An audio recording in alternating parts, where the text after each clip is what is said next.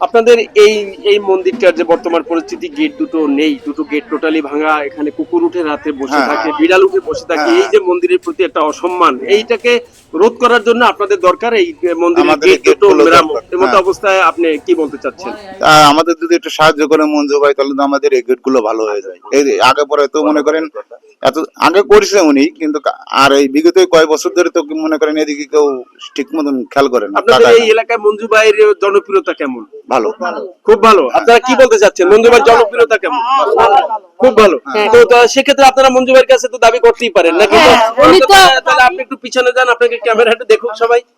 তো আপনাদের এলাকায় মঞ্জু ভাইয়ের বর্তমান পরিস্থিতি খুব ভালো, জনপ্রিয় যদি হয়ে জনপ্রিয়। থাকে, তবে মঞ্জু ভাইয়ের কাছে বলেন আপনাদের গেটের জন্য দাবি করবেন কিনা। অবশ্যই দাবি করব। কার কাছে মঞ্জুবার কাছে বলেন বিস্তারিত। মঞ্জুবার যাতে জিতে আমাদের গেটটা ভালো করে, আর উনি আসে একটু দেখে যাক আমাদের মন্দিরটা কেমন অবলিত আছে।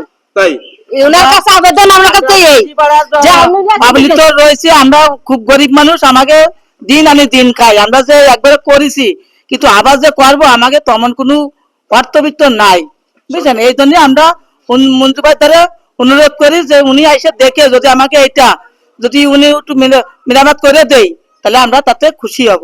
সর্বোপরি দর্শক, আপনারা দেখলেন যে মঞ্জু ভাইয়ের জনপ্রিয়তা কিন্তু কম নয়। এটা হচ্ছে গল্লাবাড়ি খুলনা 2 আসনের ধানের শীষ মনোনীত প্রার্থী মঞ্জু ভাইয়ের প্রতি ভালোবাসা এবং শ্রদ্ধা জানিয়ে কিন্তু এই জনতার সুধীবৃন্দ, এই মুহূর্তে আমি রয়েছি গল্লাবাড়ি ঋষিপাড়া সর্বজনীন পূজা মন্দিরে। আমরা একটু জানতে চাবো আপনাদের এই মন্দিরের বর্তমানে যে এই গেটটা নেই, এই যে গেটের টোটালটাই নেই, এমত অবস্থায় আপনার কোনো চাহিদা আছে কিনা, বা আপনি কার উদ্দেশ্যে কিছু বলবেন কিনা?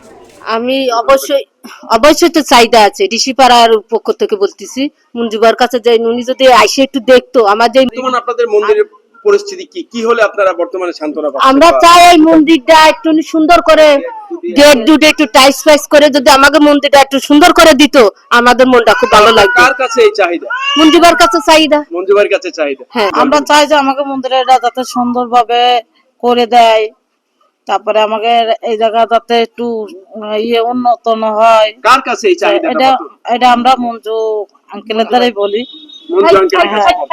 খুলনা গল্লামারীর ঋষিপাড়ায় এই সর্বজনীন মন্দিরের সকলের দাবি যে এই মন্দিরের গেটটা যাতে করে মঞ্জু ভাই একটু সেরে দেয় বা মেরামত করে দেয়, এটাই হচ্ছে সবার দাবি।